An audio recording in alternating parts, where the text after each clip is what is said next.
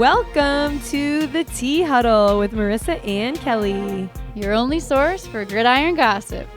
Episode 2, this is very exciting. Also exciting to mention, we, as co-hosts, are in a females-only fantasy football league. Marisa is going down. Yeah, you'll see. No, it's so fun. It's 10 girls. I think some of the girls know about football, have done fantasy before. Yeah. I have no idea what's going on. I'm just here for the good times. Marisa drafted just strictly on looks. I drafted a lot on looks. I drafted starting with Heartthrob of where are the Chiefs from? Kansas City. The Heartthrob of Kansas City, Travis Kelce, who I know, not just because he's cute and funny. I watched his reality show, Catching Kelce, years ago. All I knew about him at the time was that he was good at football and had just signed some sort of like crazy contract. Like everyone who was talking about the show talked about how rich he was. I had never heard of him a day in my life. Loved the show. Unfortunately, I don't think he caught any women. Any gals, definitely not. The concept, I don't know if you watched, I think you might have missed that one, was that he was dating 50 women, one from each state, and which state would, capture with a K, his heart. The answer is none of them. Yeah, there wasn't a winner, right? No. I didn't I think so. there was a winner and they dated for like 30 seconds and then he realized that this was a terrible idea. No. He was my first pick because this was my criteria for selection. A, have I heard of them? Infinite points. B, I'm going for a team with no abusers. Nobody who has been arrested or accused of beating the crap out of their partner was sort of a big goal of mine. That's definitely a good goal. Yeah. Can't say I followed suit, but I wish I did. You have a couple choices on there that don't fit my criteria. And then I guess the third is, are they good at football? So that was my outline. But I think we both ended up with some good people. Yeah, I think Tyreek Hill I might regret choosing, but I also have Golden Boy Joe Burrow. And I'm feeling good about Jared Goff as a backup. So, ooh, my main quarterback starting, that's what we could say, is Lamar Jackson, who I don't know. I do know that he lives with his mom, which I think is sweet. And somebody told me that he runs in a lot of his touchdowns, which is good for fantasy points.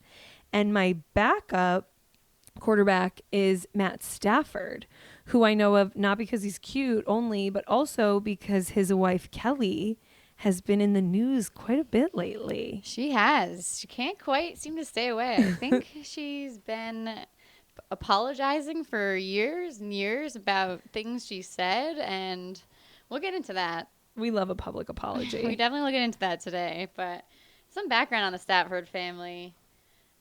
It's kind of a beautiful story. On paper, they met at the University of Georgia. He was the star football quarterback, and she was a cheerleader. It's very, very precious, but it's college, and she couldn't quite lock him down. I think she even said, just to piss him off, she dated the backup quarterback, and sometimes that's what it takes to really lock down your man. I love that. She's vindictive. She's calculating. And I would love to welcome her to the Tea Huddle. And hey, they found love. Yeah, they did. They're married, 4 daughters. 4 girls. A lot of estrogen in that household. But backup quarterback, we don't know his name. We don't know where he is. He was a pawn in her chess game, and it worked. So hats off to you, Kelly. Poor guy's got a broken heart somewhere. Yeah. Yes. So speaking of her public apologies, one of the early ones was, so I guess she was selling some tickets on StubHub to a game. I think what happened is that people thought she had like comp tickets for being the quarterback's wife. This was in 2015. Early on. Yeah, he was new. She was new. That's back when he was a Detroit Lion, which your backup QB is the new, right? Trading places. Yeah. So she, I think, was attacked online after posting some of her tickets on StubHub. On StubHub, yes. There was huge backlash when she posted these. And she did what is maybe my favorite thing in all of celebrity culture. She posted a notes app apology announcement. We love when people go into the notes app and post that. That is exactly. She wrote, just an FYI, and I'm just like picturing the sassiest tone.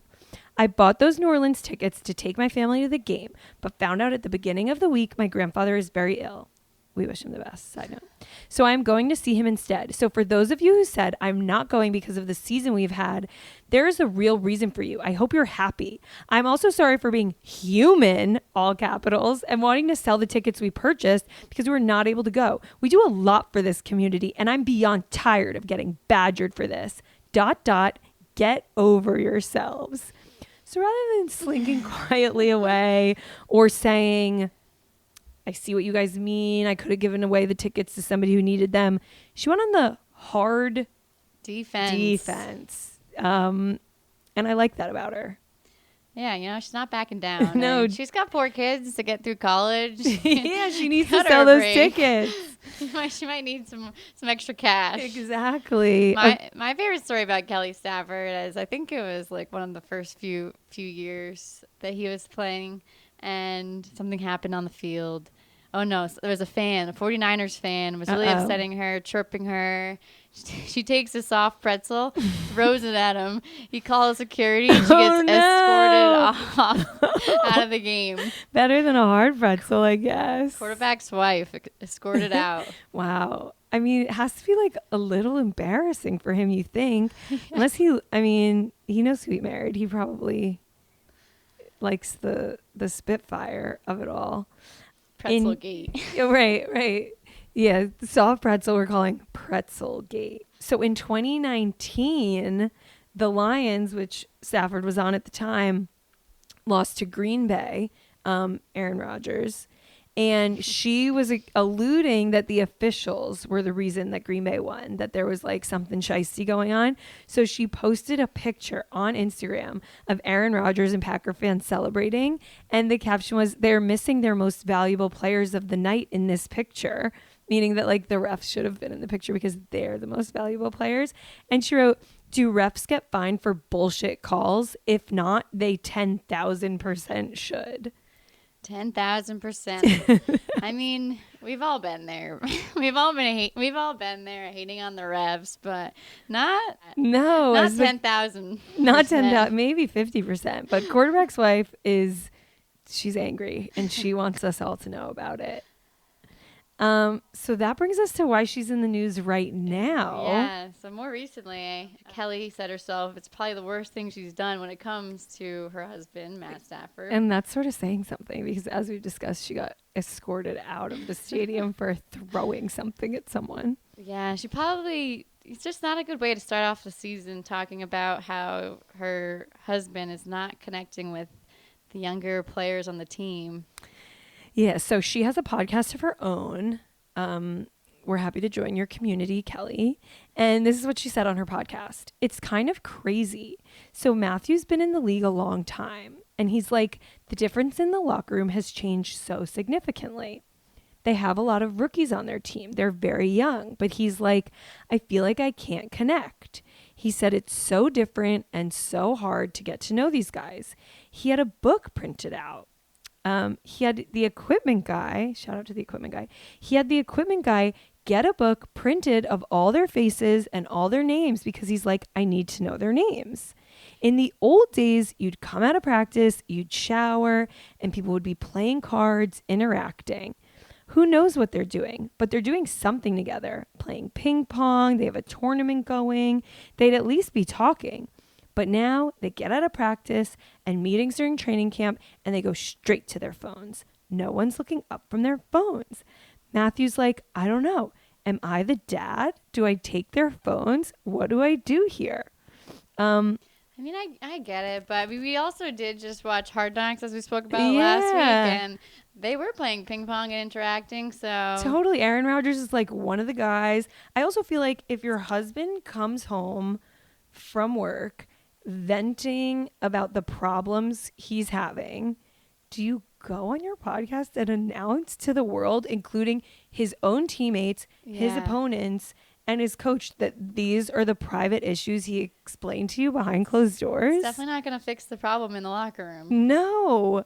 So he is 35, and he's the oldest player on the team. As we learned in episode 1, Aaron Rodgers is 39, the oldest player in the whole league. Ancient. And the Rams only have 5 players over the age of 30. The one closest to his age is 32. So, like, there's a disconnect there. I get it. Kelly said, they say sir to him and shit. She's so sassy. He's like, no, we're on the same level. We're both playing in the same league. Let me get to know you. He said it's so different and so hard to get to know these guys. Maybe a TikTok dance will save the day. Yeah. Get him on TikTok. Exactly. He should play some Fortnite. Yeah. I feel like Aaron, just from what we've seen on Hard Knocks, is really sort of figured out where to sit on the line of their friend, their mentor, one of them, but also knowing that they look up to him. And maybe Matt Stafford needs to play a little hard to get. Maybe, like, you're 35, you're 12 to 15 years older than some of these guys. Like, you're not. Yeah. You've got to take on more of a leadership role. Yeah. Yeah, she said, I think nowadays it's really hard to develop that because all these young kids, they don't care. Or it's not that they don't care, but they're used to going straight to their phones instead of having some fun with the guys in the locker room. It's different and it's kind of sad. What kind of fun do you think they're having in the locker room, baby? And you know what's not going to make this easier? Announcing to everyone that you feel like their dad and that you want to confiscate their phones. I feel like confiscating their phones is not going to help your dynamic. It's not with going to your help. teammates. Yeah, maybe some simple interactions. Yeah. It got to the point where the coach, Sean McVay, had to speak on it. He said to reporters, I'm not concerned because I think if you know Kelly, I took that as more of a joke at the old man. Matthew Stafford has not commented, but you know he's like definitely getting requests too. I'm just dying to know what the conversations were at home when he came home and was like, are you kidding? You're blowing up my spot on your podcast? It does seem like a very millennial to Gen Z attitude. Definitely. Not that I'm on either side here. But no, we're neutral. Millennials. Yeah, so she said, probably the worst thing I've done when it comes to him. I felt pretty bad last week. I put my foot in my mouth pretty good. Yeah, it's just not really what you want walking into week 1. Yeah, right. Stepping on people's toes. No, Will, the wife brought tension, mess with the vibes on the field. I'm glad he's only my backup quarterback in fantasy because Lamar Jackson doesn't have any of these problems. Yeah. He lives with his mom and she doesn't go on podcasts. Yeah, at least give it a few weeks for them to settle down and bond a little more. Yeah, exactly. Another thing about Kelly, so I don't know if everyone knows this, but Stafford and Goff, they actually traded places on the Lions and Rams, which is pretty funny. So Kelly passed the baton to Jared Goff's fiance, Kristen Harper. And honestly, Kristen seems to have gotten it right. She knows how to bond the team, and she's hosting parties to get the entire team to hang out together. And I think Kelly could learn a thing or two from her now. Yeah, like maybe don't take away their phones and instead like have a party. Seems like a good idea. Yeah, it's a better way to communicate. But Kristen Harper, we love her here in the Tea Huddle. Our favorite thing is not only when somebody gets arrested in sort of a nonviolent way. We do love that. But also when somebody dates a celebrity. We love that. So Kristen Harper is Sports Illustrated Swimsuit Rookie of the Year. It's all very Tom and Giselle, that like she's a model and he's a quarterback. They met on a dating app, which we love. We're assuming it's Raya. They haven't said specifically, but like they're not on Tinder, you know? Let's just say it as it is. And she gave a whole interview about how like she was on the app and he liked her and he was messaging her and she was like, I don't know who he is. Like, I don't know if I'm like want to waste my time, but I had nothing going on a Thursday. So I figured, I guess I'll go out with him, which I'm here to say is 100% a lie. She definitely knew who he was. She was definitely so excited to date a quarterback. You can just tell she's like living her quarterback wife dreams. She's planning all kinds of events. She's planning the parties. She's into it, but I also like love the games, love her playing coy and pretending that like this wasn't the long game. There's a really, really cute video of when she's at her photo shoot for her Sports Illustrated rookie shoot. He wins his first game of the season. And there's a video of her watching it and she's cheering him on, and like they're both just sort of killing it respectively in their careers, which is fun. She's friends with Camille Kostick, Gronk's girlfriend. Oh yeah, I love them. Love them. They're a great couple. They seem really fun. He's wild.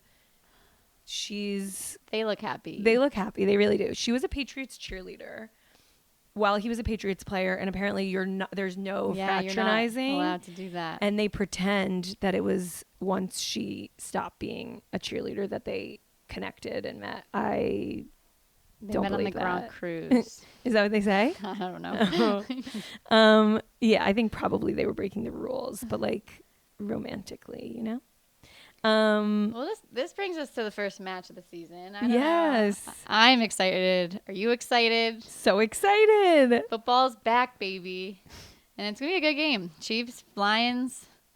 You know, there's a lot to talk about with the Mahomes family. Yes. They made their debut early this year on quarterback. That was fun to watch. It was so fun to watch. I loved it. I loved her, Brittany Mahomes. It was a great PR stunt for Brittany and Jackson not being on it. Yes, the brother who some of you might know, he was sort of like a TikTok celeb in his own right for a minute there. And then he took it too far. Yeah, he took it too far. He was charged with assault. Yeah, so we figure his brother was probably like very much highlighted in it because he seems desperate to be a star in his own right until he was arrested on aggravated sexual battery charges. Get out of the tea huddle. We don't want you here. No. It's bad. Okay, so in May, Jackson Mahomes was charged with 3 felony counts of aggravated sexual battery and 1 misdemeanor count of battery. He's accused of forcibly kissing a woman back in February in the office of a restaurant in Kansas. And she was the owner of the restaurant. There is security footage of it happening. So, like, good luck getting out on that one, Jackson. But just this week, it was announced that the hearing is delayed at least a month because the judge has COVID. So more to come on that. We'll see how it all shakes out, but we won't see it on the quarterback because he was removed from all of the footage. Let's hope it's not too much of a distraction for Patrick out there. Definitely. No, I loved watching him on the quarterback. My favorite scene of the whole show was he like messed something up. I don't know, something football-y. He like didn't make a play. I don't know what it was. Or lost a game and was so composed, so together, so respectful of the other team. He shook everyone's hand. He was polite to fans and reporters. And then he goes into the locker room and the cameras don't follow him, but he's still mic'd up. As soon as that door closes and he's in like at least what felt like privacy, he's just screaming like F this, F that, like totally loses it. And just seeing like He kept it together when he needed to. Yes. And seeing how much he lost it shows how much control he had. That like that him being composed wasn't natural. It was like I've always liked Mahomes mic'd up. He always seems like he's got it together and and it's interesting watching him as an all-star quarterback and Rodgers because Mahomes is very much like one of the boys. Yeah, he's on the other side of it for sure. Yeah, he's the same age. They all respect him because he's so good. And like the dynamic with his team is clear that he's a star, but he also probably is like in the group chat in a way that Aaron Rodgers is not. And Matthew Stafford definitely he's not having the issues that Matthew Stafford's having. Yeah, it was just like such insight into it. My other favorite moment was Kirk Cousins, who's my new just like heartthrob of life. What a sweet man. He lost the game of potentially his last season. We now know it's not, but at the time it seemed like it might be. He's devastated. He gets in the car with nobody but his wife And the quarterback cameras, like the fact that we got to be in the back seat of his car on his drive home and then like be with him when he put his kids together to bed. Definitely some intimate moments that I they know. let I us just into there. can't believe the access we had. I love it. I'm dying to see who this next season is. I for sure hope we get somebody single. Yeah. Like show us what it's like Maybe to Lamar date. Jackson. Yeah, dating while you live with your Dating mom. while you live with your mom. I'd be Yeah. curious. He's been around the league for a while, so he deserves some storytelling. Yeah, I hope we get someone single. I love how it sort of shook out that we got someone in their prime, somebody maybe a little past their prime, and somebody who like maybe won't have a prime. Sorry, Marcus Mariota. It didn't go great for you. Yeah, that I did like his story. Me too. He seems like a good guy, and I'm glad that he's going to be playing backup Yeah. QB. So maybe there's hope one day that he'll be And back. like I don't think he needs the pressure of being a starting QB. I think he'll be just fine as a backup. But yeah, I hope we get some good people next season. Okay, I have a couple more quick fun facts about Goff, other than the fact that he's dating a model who seems delightful, I might say. She just like seems really likable. Anyway, so he was the quarterback on the Rams. He's from California originally. Then he went to college in California. Then he got drafted by the California team, just like so Cali. Cali boy. So he then got traded to the Lions, and the Lions QB Stafford got traded to the Rams. They traded places. They traded places. He had what they called an unsuccessful rookie season on the Rams. I don't know if that's true. I know they lost the Super Bowl, but he made it to the Super Bowl, so it couldn't have been that unsuccessful. Yeah, I agree. I think there's more coming with Goff this year on the Lions. I hope so. His dad was an MLB player. So was Mahomes. So they are QB against QB week 1. Both their dads were MLB players. He went to the same college as Aaron Rodgers. And funnest fact of the day, he has an enzyme deficiency that does not allow his body to break down proteins. So he can't process red meat.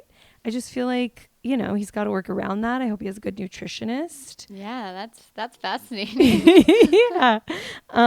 And in March 2020, he donated $250,000 to the Los Angeles Regional Food Bank during COVID. So seems like a great all-around good guy. Seems like an all-around good guy.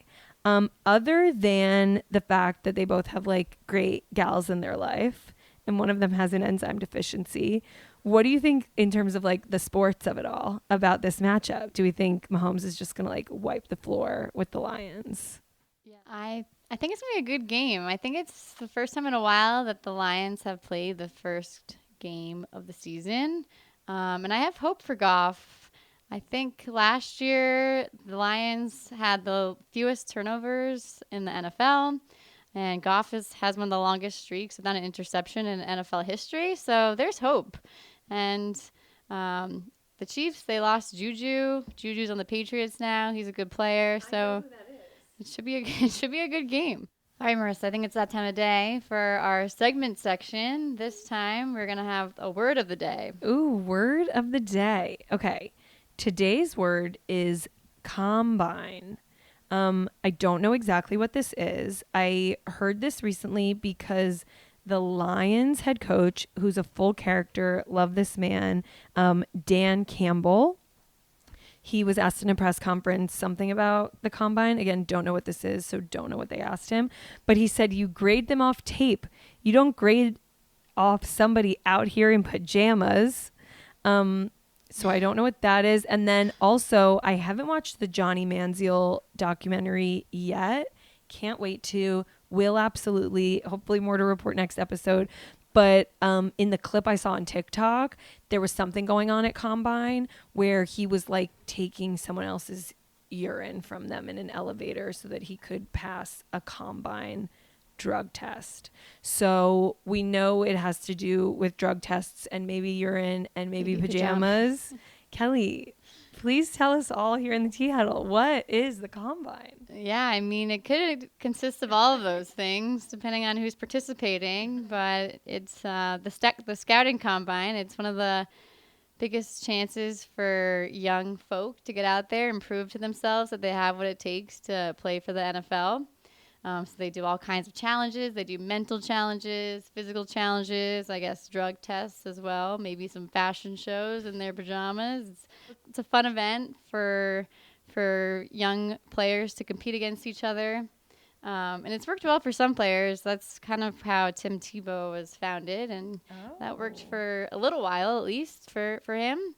But, not everyone's a big fan of it. Do we know if it's before the draft or after? Like, is it for people who don't get drafted? This is where you go, like, get the rest of your people? It's pre-draft. Oh, it's pre-draft. Okay, so they can, happens, make a fully informed decision. Start scouting in the spring prior to draft. I see.